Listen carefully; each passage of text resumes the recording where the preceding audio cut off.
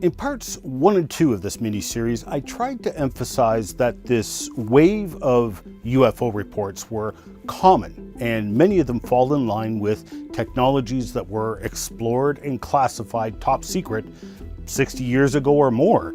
But we also took a quick look at historical UFO accounts from thousands of years ago, most likely not human technology. But what are they then? Let's break it down and analyze it in part 3 of this Genesis Week special report.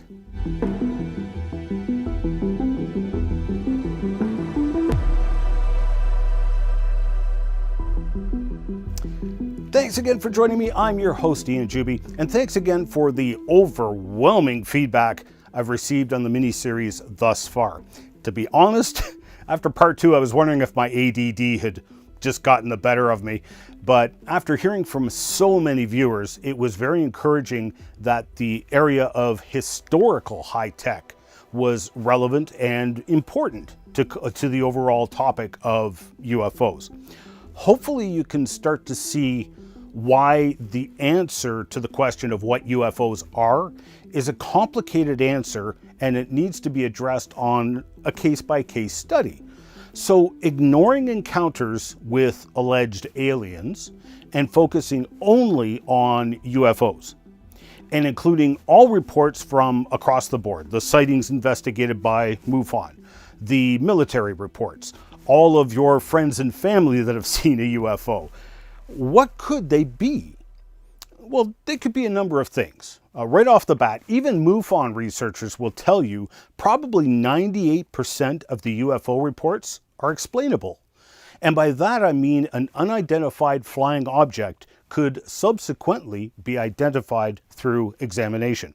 For example, balloons are a common one. This is a UFO I filmed over Deep River, Ontario in 2020. It's a UFO! A number of UFO sightings turned out to be meteors. The Chelyabinsk meteor over Russia was dramatically captured by countless numbers of cameras and eyewitnesses before it exploded and damaged windows and buildings for many kilometers. But meteors during the night or day can become a UFO sighting.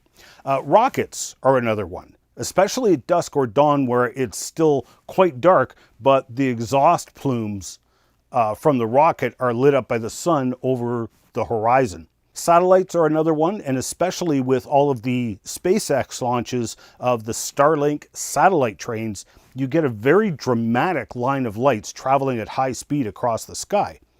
There's been a good chunk of UFO reports that turned out simply to be Starlink satellite trains. I've only gotten to see one satellite train myself, and I have to say it was far more impressive to see than I thought it would be. I can easily see why some would call it in as a UFO. Surprisingly, a very common misidentified light in the sky is the stars and planets, and Venus in particular. Now, you may find this odd, but one needs to understand that the optical distortion caused by atmospheric conditions can make this possible. Moving air of different temperatures can cause lensing and can cause stationary lights in the sky to appear to have movement, or it can greatly exaggerate the movement. Think of it like looking at lights through the edge of a glass lens. This is exactly the effect that cryptozoologist Herb Stein and I saw when we studied the mystery lights of Marfa, Texas. At night, when the desert was still hot and the air was cooling down, it would create a dramatic lensing effect that greatly distorted lights from towers and cars on a highway as much as 20 miles away. And it took a lot of work to figure that out. And when we first got there, the lights were like nothing we had ever seen in our life. And those were just car headlights. So one could easily mistake those lights for UFOs. And the same distortions can happen to planets at certain times of the year and certain atmospheric conditions. So what else could the UFO sightings be? Well, they could be hoaxes, of course. There has been hoaxes, and no doubt some of the unexplained UFO sightings are hoaxes. As I covered at great length in part 2 of the remaining unexplained flying objects, many can be super secret black tech. Originally, many top secret aircraft were seen as UFOs during testing, development, and initial deployment in the US. Obviously, these could not be acknowledged publicly by the military. Now it's being revealed that there's been UFOs spotted over US military installations that were not US aircraft, and that since the 1950s. But I think you can see where I was going with at least some of these UFOs being revealed the past few months. I think they're just foreign military black tech, and some pretty serious black tech as well. Next on the list of possibilities is that these UFO sightings are craft from extraterrestrials. Now, I very briefly gave some of the reasons why that is very doubtful, and I'm about to overwhelm you with a pile of more reasons against that, but I think you would agree it's important to have that on the list. Lastly, the possibility arises that these UFOs are something darker and more sinister. Interdimensional beings, or even as one unnamed Pentagon official said, demons. Obviously, I'll focus here on the last couple of items as I believe I've exhausted the others on the list. The 2004 Tic Tac incident hurls us headlong into confronting our knowledge of conventional physics. It's an uncomfortable place to be in, so we might as well get comfy. Because that incident was recorded on multiple radars, infrared cameras, multiple eyewitness accounts. Hundreds of millions of dollars of US military hardware tracked this thing. You can't write it off as a misidentification or a hoax. So you have one of two options. Our knowledge of physics is either grossly in error, or we are grossly ignorant, or both. Or this was perhaps a supernatural entity. So take your pick. Regardless of what you want to believe in that regard, as I will shortly demonstrate, you believe in the supernatural, whether you know it or not, whether you like it or not. Now, there are very few laws of science and nature. A scientific law only becomes a law because the observations have been consistent, repeated numerous times, without failing, and with no contradictions. There are two scientific and natural laws which specifically address the idea that life could arise from natural processes: the law of biogenesis and the laws of thermodynamics, specifically the second law of thermodynamics. For brevity, I'll focus on the simpler of the two. The law of biogenesis came out of research conducted by Louis Pasteur in 1864. It was his experiments that led to the pasteurization process we know today. Basically, the law of biogenesis is that life only comes from life, and that like begets like. We have never seen an exception to this scientific and natural law. So, any proposed process that produces life from non-life is neither natural nor scientific. It defies this well-established scientific and natural law. Such a process would be, by very definition, an extranatural or supernatural process. A miracle. So congratulations, whether you believe we were created or you believe we evolved, you believe in the supernatural. This should make the uncomfortable discussions of supernatural entities much easier for you. Now, the whole concept of aliens is firmly rooted in the theory of evolution. Now, I'll be the first to admit sci-fi would be dreadfully boring if it weren't for aliens and alien life on other planets. But find me a sci-fi book, TV show, or movie that has aliens that does not operate on the presumption that these alien life evolved elsewhere in the universe. There are very good reasons why life only comes from life, and that the idea that life can arise from a rock sitting in a pond is only possible in the imagination. Let me give you a quick example of why that is, pointed out to me by my good friend Stan Lutz many moons ago. The cells in your body and brain are composed of and even controlled by proteins. Some proteins act as building blocks, others as enzymes, still others act as hormones. There's a whole whack of different proteins, and they are all different shapes, sizes, and structures. Proteins are built up from smaller components called amino acids. And there's about 20 of them, 20 different amino acids to choose from. And you can think of them something like Lego. You have 20 different Lego pieces to build with, and which pieces you use and how you assemble them radically changes the design and shape of the final construction. In fact, if you get one wrong piece or even the right piece put in the wrong way, you may not be able to complete your construction. But this variety of parts enables you to build very large, incredibly complex structures, and it's the same way with proteins. If you join two amino acids together, and you have 20 amino acids to choose from, how many different combinations can you make? Well, it's 20 times 20. 400 different combinations is calculated as 20 to the power of 2. 20 options and 2 in a sequence. So if you add a third amino acid to this construction, and it too could be any one of the 20 amino acids available, then you have 20 to the power of 3, written out, that's 20 times 20 times 20, or 8,000 different combinations to choose from. Add another amino acid to the construction and you have 20 to the power of 4, 160,000 different combinations. And by the way, during this construction, you need to get the correct combination all the way along. You need to add the correct piece out of a choice of 20 pieces and add it into the construction in the right sequence over and over again. Or else, like our Lego construction, you will be unable to successfully build the construction. You can quickly start to see where Sir Francis Crick, co-discoverer of the DNA double helix, gets his numbers in his book, Life Itself. Now, he used a smaller protein of only 200 amino acids long as an example, and the number of combinations is simply written out as 20 to the power of 200. This equates to approximately 10 to the power of 260 different combinations. Written out, this is how many different combinations are available. Effectively, only one of those combinations is the correct one. To help you grasp the sheer astronomical size of that number, it has been estimated that the total number of atoms in the entire universe is around 10 to the power of 80. Yes, someone with apparently too much time on their hands actually sat down and figured that out.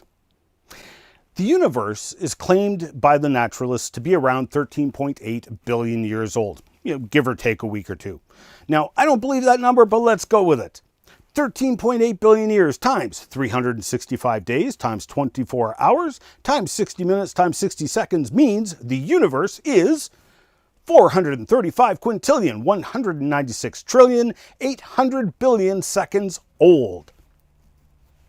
So you have that many seconds in which to try out all 10 to the power of 260 different combinations. Dividing 10 to the power of 260 different combinations by that many seconds means you need to mix and match this many different combinations of amino acids every second for 13.8 billion years to be guaranteed you'll arrive at the single correct combination of amino acids to construct one protein. And that was a relatively short protein. Do you know how many proteins you ate for breakfast this morning? And let us remember the estimated number of atoms in the universe by putting that number here for reference. This isn't a simple formula of odds or chance. What I've shown here is what would be required of a process unguided by intelligence to produce one relatively short protein. This is not at all like the seemingly impossible odds of a major lottery.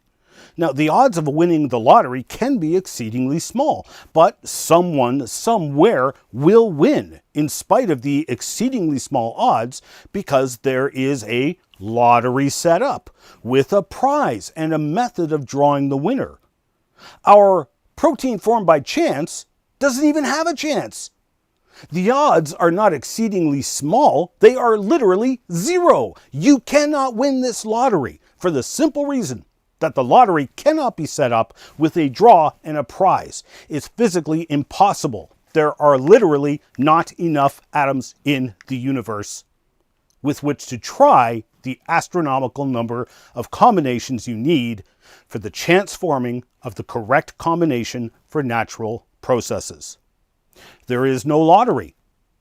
Therefore, there is no draw, no prize, and no winner. To top it all off, you'd need to repeat that process at least dozens of more times just to make enough proteins to make some basic components of a single cell, and not even a complete cell.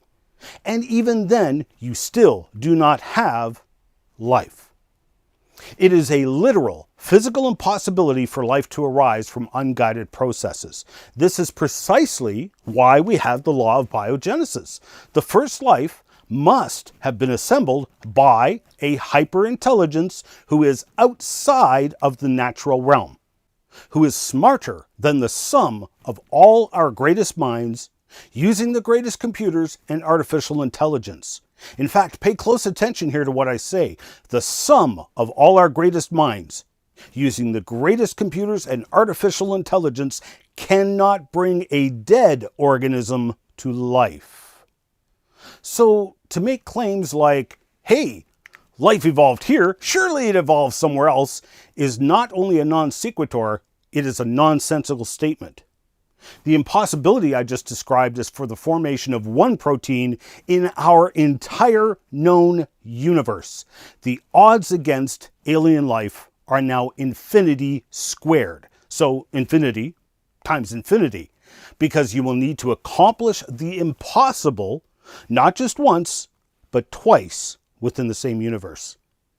No, life could not evolve from non-life here, and therefore could not have also evolved elsewhere, because the laws of nature are the same everywhere in the universe. That is a major scientific reason why we can confidently deduce there is no intelligent alien life on other planets.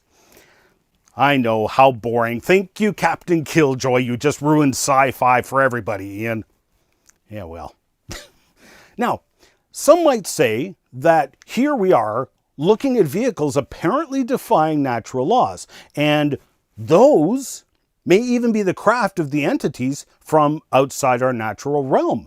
Perhaps those entities, those extraterrestrials, were the ones that created life here, us, the human race.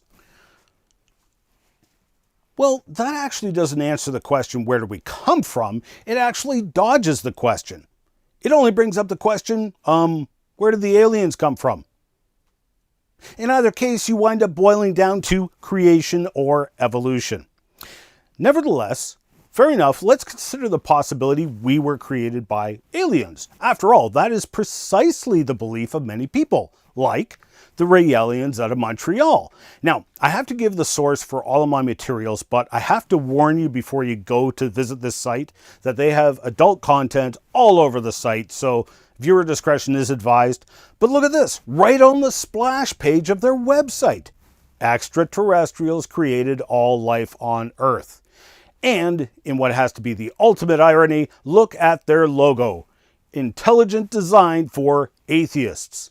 For supposed atheists, they sure use that term intelligent design an awful lot, and they're mighty quick to talk about the prophets, as well as their own leader Rael being a prophet. But as you're about to see, these contradictions are consistent throughout the preachings of the proselytizers of the alien faiths. Notice there's an S on the end of faith, because there's a lot more than one of the alien faiths. And something you'll see consistently confusing and contradictory is references to Jesus. Usually as a prophet and an alien. In this case, Jesus was just like the other prophets. Moses, Buddha, Muhammad, etc. Except there's a problem with this claim. A huge problem. Unlike all these other guys, Jesus claimed to be the creator. In fact, it's very interesting that a lot of these proselytizers of the alien faiths refer to Moses as one of the great prophets, and Jesus ranks right up there with Moses as a prophet. Yet, Jesus met with Moses and Elijah, another Old Testament prophet, during the Transfiguration. And Jesus said to the Pharisees in John 5:46, "If you believed Moses, you would believe me, for he wrote about me."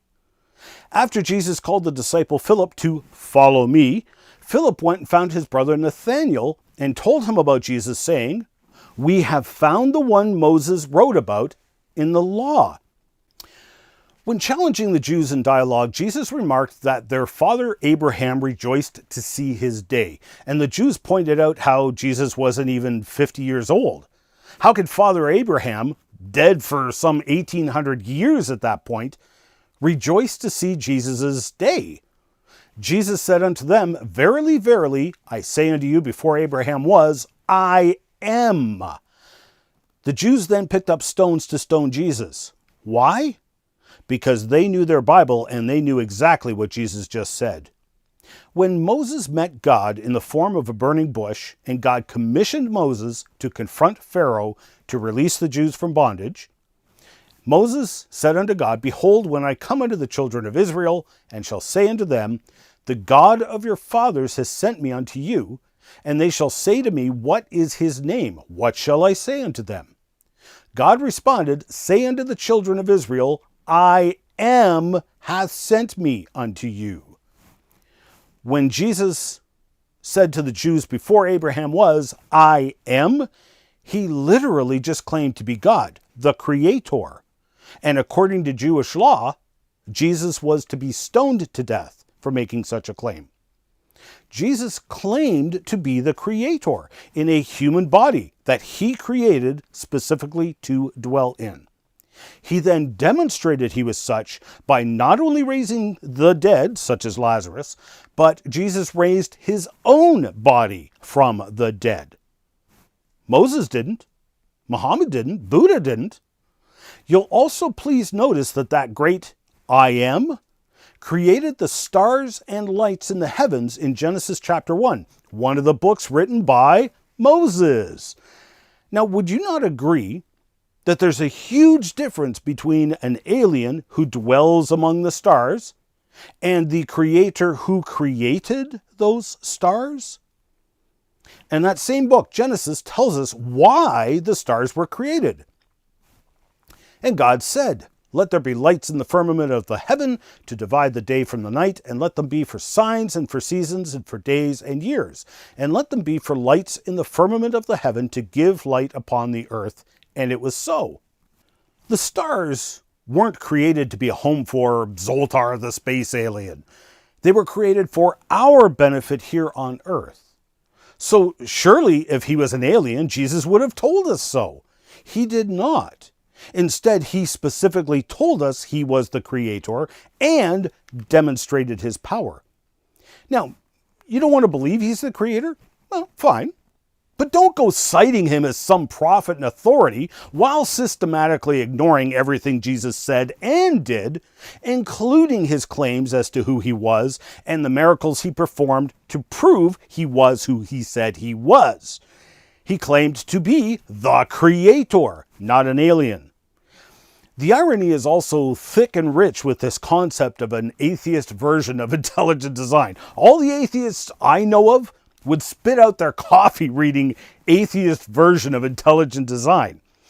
Atheists would contend intelligent design is simply a form of creationism. I would contend that intelligent design is actually a scientific tool that you and I, and yes, even atheists use every single day. If you're out wandering in the forest and you stumble across this abandoned car, you know that car had a creator. It didn't form by unguided natural processes like geology, wind, and rain. Well, congratulations, you just used the scientific tool of intelligent design to deduce that something had a creator. In like fashion, we can look at life, such as us, and examine things like the genetic code in our DNA. Code of any kind has an intelligent designer behind it. That's a fact.